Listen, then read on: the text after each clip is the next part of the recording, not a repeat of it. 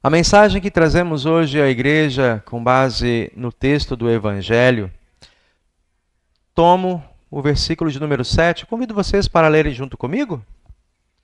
Pois eu lhes digo que assim também vai haver mais alegria no céu por um pecador que se arrepende dos seus pecados do que por 99 pessoas boas que não precisam se arrepender.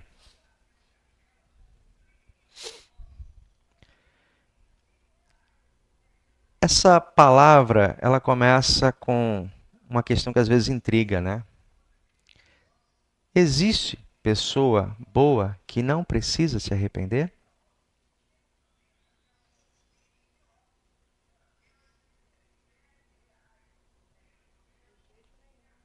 De jeito nenhum. Mas por que o Senhor Jesus afirma isso quando ele comunica aos seus interlocutores? Será que ele estava sendo literal ou usando de ironia?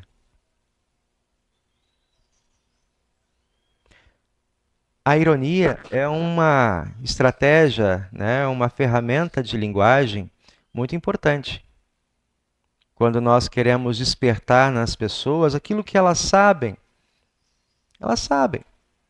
mas tentam dissimular.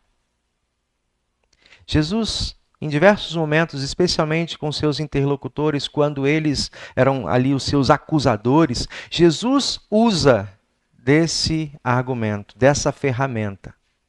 Ele usa de ironia. Aqui é uma delas. Será que existe pessoa ou existem pessoas boas que não precisam se arrepender? Isso estava muito presente entre os fariseus e mestres da lei, pois eles optavam em apontar o pecado do outro, em estender a acusação e assim camuflar a sua própria condição de pecador, colocando máscaras de santidade, de perfeição, o que Jesus, em dado momento, chama de hipócritas. Hipócritas eram aqueles que usavam máscaras nas peças de teatro. Diferente de hoje, que usa maquiagem, eram máscaras mesmo. Você não sabia quem estava por trás da máscara. Jesus desafia os seus interlocutores a retirarem a máscara e a admitirem, porque a grande festa no céu não é por aqueles que não precisam se arrepender, mas de fato por aqueles que reconhecem os seus pecados e se arrependem dos mesmos. Os textos de hoje, nós vemos de uma maneira geral, o texto do Salmo, quando o salmista se coloca como uma ovelha, depois de enaltecer a palavra de Deus, desde o início, lá no versículo 1 até o versículo 175, ele conclui o salmo dizendo que ele se reconhece como uma ovelha que carece do socorro do bom pastor. Esse socorro ele encontra na palavra de Deus, que aponta os seus olhos, aponta o seu coração, a sua mente para aquele que de fato viria e veio na pessoa de Jesus. Veio para resgatá-lo. As leituras também do Antigo Testamento, nós vemos quando Deus fala por meio do profeta Ezequiel que é Ele mesmo, não vai mandar outro. Ele vai pessoalmente ao encontro das suas ovelhas para trazê-las de volta. E o apóstolo Paulo, que era fariseu, ele se reconhece como uma ovelha encontrada, resgatada e acolhida. Como você se sente? Se sente parte desse rebanho? Se sente talvez assim insuficiente para que Deus te escolha? Que talvez esse convite, que talvez essa busca, que esse resgate esteja apenas para outros? trago notícias para você. Mas antes de continuar, gostaria de lembrar, para quem tem aqui 27 anos ou mais, quem tem mais de 27 anos? Um pouquinho mais, né? Para quem tem menos de 27 anos, talvez não vai lembrar do que eu vou dizer agora. Em 11 de setembro de 2001,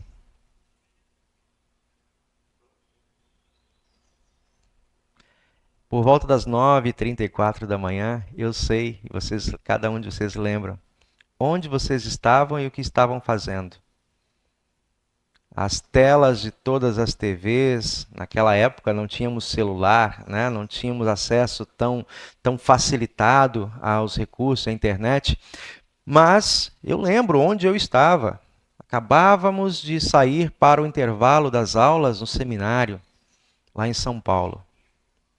Tomados, né, pela imagem dos aviões que colidiram contra as Torres Gêmeas em Nova York. Bom, diante daquilo, as notícias continuaram, pessoas que estavam lá dentro tentaram sair de todos os modos, e ali um grupo de pessoas especiais, né, altruístas, bombeiros, foram para cumprir a sua missão. E durante esse trabalho, ali houve a queda, os escombros, né? E muitos daqueles bombeiros acabaram sendo soterrados. Um bombeiro aposentado tinha um dos seus filhos que seguiu também o seu caminho, a sua missão, a sua escolha profissional.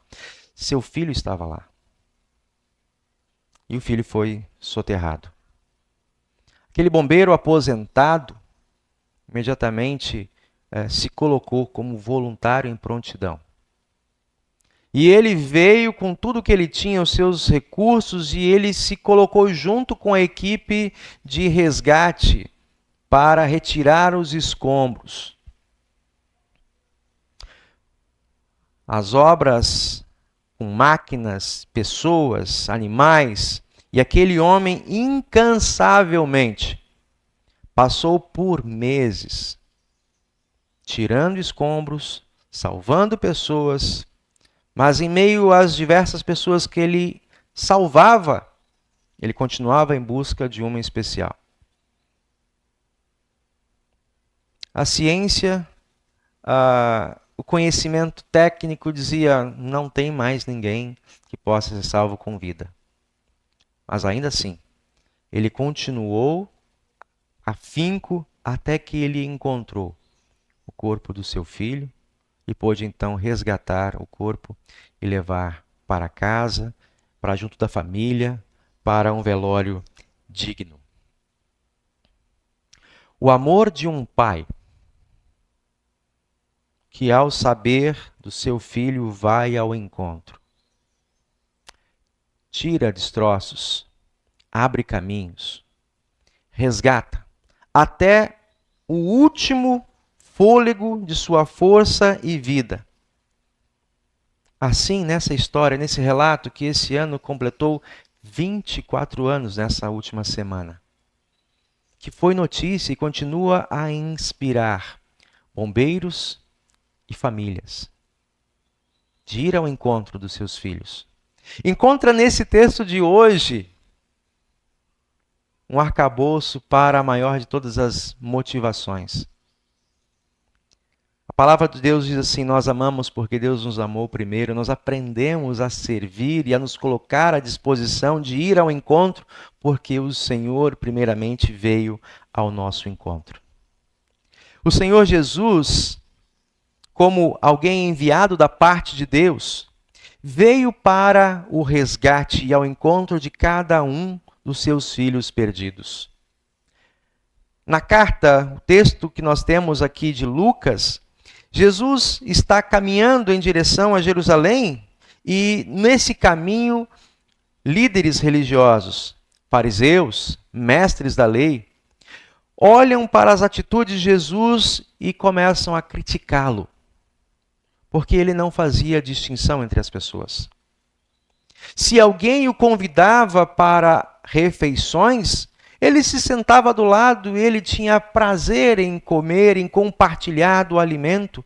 Ele tinha prazer em compartilhar uma conversa, em ceder a sua companhia e promover, de novo, reconciliação.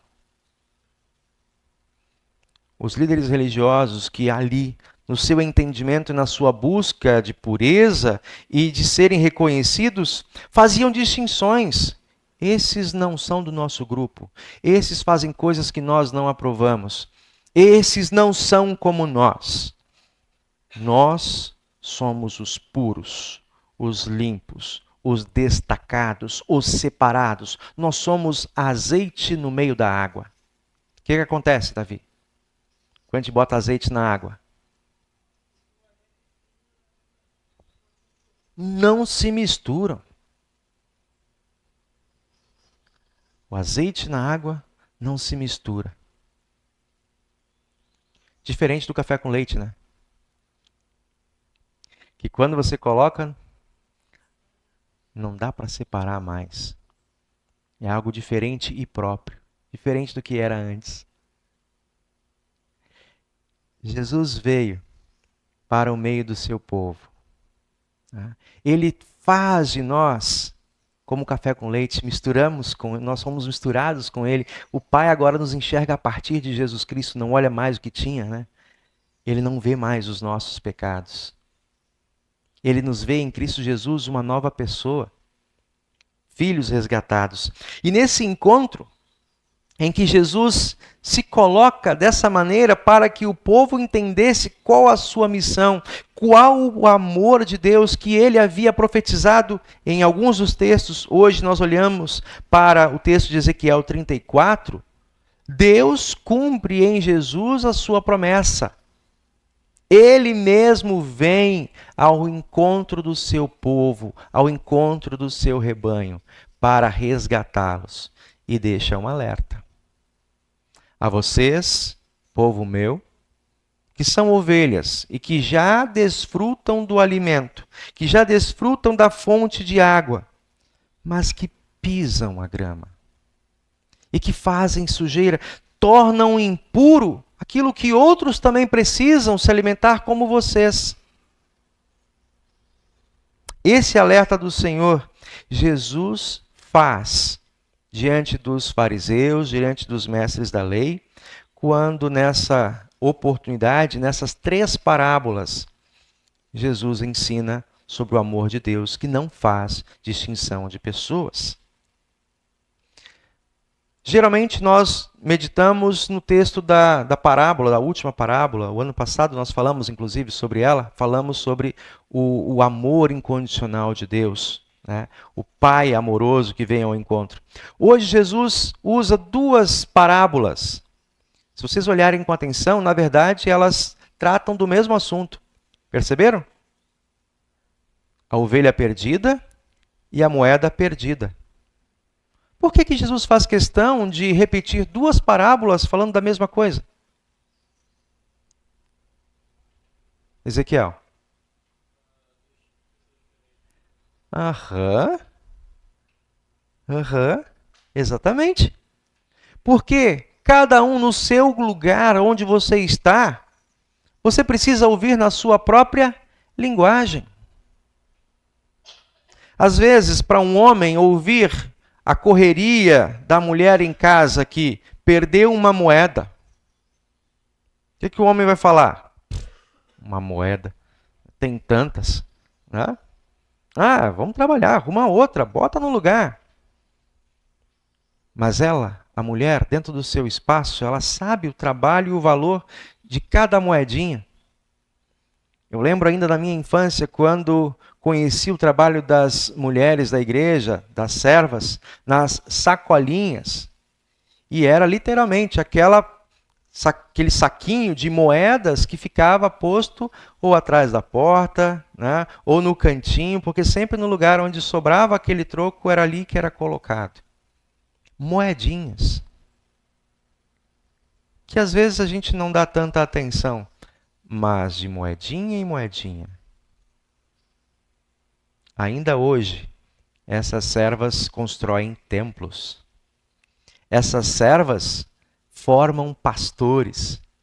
Essas servas educam, trabalham para a multiplicação de literatura para crianças, de moedinha em moedinha. Então a mulher em casa, ela sabe sim o valor de cada moeda e o quanto pode ser construído. Jesus conta essa parábola olhando e se preocupando com o universo feminino do seu tempo, o valor de cada moeda. Mas ele também lembra, e que não faz muito sentido talvez para a mulher, por que largar 99 ovelhas para ir atrás de uma e que se desgarrou? Ela que foi embora. Cuida das 99 para não virar 98. Não. O pastor que cuida e sabe o quanto dá trabalho para formar, preparar uma ovelha, ele deixa as 99 no lugar seguro e ele vai ao encontro daquela 100. Por que ele vai? Porque também é dele. É dele. Por que ela limpa e vira a casa pelo avesso para encontrar uma moeda? Porque é dela. É a moeda dela. Às vezes os filhos em casa, né, reclamam porque o pai é rigoroso, porque o pai é chato, porque que a mãe cobra demais, né, porque que ela fica no detalhe de uma manchinha que ficou de pasta de dente, ou o cabelo que não está no lugar certo, ou o tênis que não está amarrado. Por que ela se preocupa tanto? Porque é filho dela? Porque é filho dele? Ah, mas todo mundo faz, ninguém se importa. Mas ela se importa. Você não é? Quem já ouviu isso? Quem já falou isso? Pois é. Esse é o valor de cada vida dos pais, né, com os filhos. Assim o Senhor fala, se vocês entendem quanto vocês são importantes para o seu pai e sua mãe, ainda que você não perceba o seu valor, eles sabem. E eles investem, eles querem o melhor de vocês, porque vocês são deles. Assim, os fariseus e os mestres da lei, ao apontar o dedo para dizer, Senhor Jesus, por que o Senhor come com esses pecadores? Por que o Senhor investe tempo nessa gente? Não vale a pena, eles não querem mais saber de ti. Viraram as costas, se entregaram aos seus próprios valores e costumes, aos seus prazeres. Não são rigorosos como nós, não guardam o sábado, não se purificam, não são fiéis nas suas ofertas. Ah, se eles fossem como nós. E o Senhor Jesus conta que eles são importantes, são valorosos. Não porque eles fazem ou deixam de fazer qualquer coisa, mas porque são dele. São dele. E ele veio justamente para recolhê-los, para trazê-los de volta, para mostrar o valor de suas vidas, não enquanto eles entendam isso, mas o valor de suas vidas, acima de tudo, na pessoa do Pai, que os cria. E que agora, por meio do seu Filho, vem para o resgate. Você sabia do valor da sua vida para Deus? Já tinha se dado conta disso? Sabe que se você fosse o último ser vivo na Terra, e só tivesse você, ainda assim Jesus viria, desceria, sofreria tudo o que sofreu, morreria na cruz, só para te trazer para o céu? Você tem noção do tamanho do amor de Deus por você? Pois é desse jeito. Ele faria. Ainda que houvesse um só, que ainda precisasse ser salvo, ele faria isso. Quando nós ouvimos, então, nas leituras de hoje, olhando o nosso lugar, nós que muitas vezes, ainda que inconsciente, agimos como aqueles mestres da lei. Eu já achei o meu lugar na igreja. Meu pai e minha mãe me batizaram. Já insistiram comigo, eu passei pelos 2 anos de prova com o pastor Erison, ou com o pastor Gilberto. Cumpri a minha tarefa, completei. Agora já vou para a Santa Ceia. Será que o meu colega precisa ouvir isso também? E aí, Davi? Como foi? Recebeu o convite do seu amigo? Vamos lá na minha igreja. Foi bom? Foi maravilhoso, né? Quando nós temos a oportunidade de falar para o nosso vizinho, para o nosso colega de escola, quando nós conseguimos comunicar para aqueles que estão ao redor de nós, o nosso círculo de amizade, vem participar comigo. Vem estar comigo, desfrutar das coisas de um Deus maravilhoso que me encontrou e que quer encontrar você também. Como aconteceu com o nosso irmão, o Arthur. De repente me encontrou. Né? Numa tarde a gente estava conversando. Pastor Erison, oi. Ficou até sem jeito, né? No dia. Nossa, nem sabia que eu ia conversar com o pastor hoje, que ia dar certo na primeira chamada. E hoje você me alegra, Arthur, estando aqui, na casa de Deus. Porque também é para você esse convite. Como eu falei no início do culto, quando vocês que vieram aqui, que chegaram hoje aqui, quem moveu vocês, quem coçou o coração de vocês para estarem aqui, para ouvirem essa palavra e para serem tocados, muito mais do que a minha intenção, do meu trabalho, do meu preparo, mas você tocado, Senhor, essa palavra hoje foi para mim. É Deus Espírito Santo. E é interessante, algo que acho maravilhoso, aprendi isso de não é um teólogo, um psiquiatra, né? Paul Tournier, quando ele escreve Culpa e Graça, ele fala do cuidado de Jesus quando ele, não apenas no Evangelho, mas também na lei, ele busca trazer, acolher e integrar todos os que fazem parte do seu rebanho. Também aqueles que são insensíveis. Quando olhando para esse texto, em que Jesus admoesta, sim, os líderes, os fariseus, os mestres da lei, com essa palavra de ironia. Não era para ser jocoso, não era para botar para longe, não era para descartar, mas para sensibilizar e, de novo, acolher. Quando Jesus chama a atenção, né, que há grande festa no céu por aqueles que se arrependem dos seus pecados, do que por aqueles que se acham pessoas boas e que pensam que não precisam de arrependimento. Jesus quer cutucar na ferida. Quem de vocês acredita que não precisa se arrepender? Pois essa mensagem é para vocês. Porque é necessário, sim, o arrependimento. Porque enquanto não há arrependimento no nosso coração, enquanto não há o reconhecimento da nossa incredulidade, do nosso egoísmo, da nossa vontade de querer, em terra de farinha pouca, meu sogro me ensinou isso, né? Em terra de farinha pouca, meu pirão primeiro. O Evangelho não é assim. O Evangelho nos incomoda exatamente por isso. Não é em terra de farinha pouca. Não, não, não. Se a farinha é pouca, pede ao Senhor e Ele multiplica a farinha. Bota mais água, seu Luiz. Faz render. Se a farinha é pouca, ore ao Senhor. Ele multiplica a farinha. Porque Ele quer que todos sejam alimentados. Portanto, se você recebe essa mensagem, meu irmão, se você é instruído, tem acesso a esse conteúdo que Deus nos dá.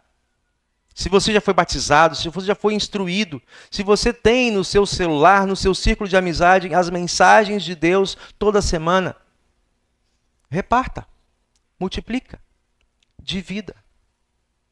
Nisso também há alegria no céu. Quando você que foi alcançado reconhece que não foi por mérito seu, não foi porque você foi destacado, não é porque você tem uma ancestralidade de um pai, de uma mãe, de um avô que já eram cristãos ou ainda cristãos luteranos. Você ainda não entendeu o Evangelho. esse evangelho é para todos. E Deus vem falar ao seu coração para que você, no seu círculo de amizade, com o seu modo de linguagem, que é diferente do pastor. O pastor tem um jeito próprio de falar. Mas olhem com atenção no que foi dito hoje. Jesus se preocupa com cada núcleo. Para os homens, ele fala de um jeito. Para as mulheres, ele fala de outro. E ainda, que não foi o tema de hoje, né? Para aqueles que estavam ali ouvindo, Jesus admoesta na parábola do filho pródigo, deixando uma pergunta. Você quer participar desta mesa? Você quer participar desse banquete? Você quer participar desse rebanho do Senhor? A minha resposta, e eu acredito que pelo Espírito Santo também a de vocês, é: Senhor, não me deixa fora desse banquete. Usa a mim, do meu jeito de falar. Usa a mim com os dons que eu tenho, se é para tocar, se é para ficar junto de joelhos, se é para falar, se é para ensinar, mas usa a mim, para que como ovelha do teu rebanho, auxilie a multiplicar esse alimento, que é inigualável, pois ele não se finda, pelo contrário, nos farta e multiplica. E esse alimento nos acompanha em fé e fervor todos os dias, até quando o Senhor perceber que todos estão salvos e assim se manifestar derradeiramente na ressurreição de todos os que juntamente conosco e que antes de nós creram e vivem nessa certeza de encontro por Jesus. Amém.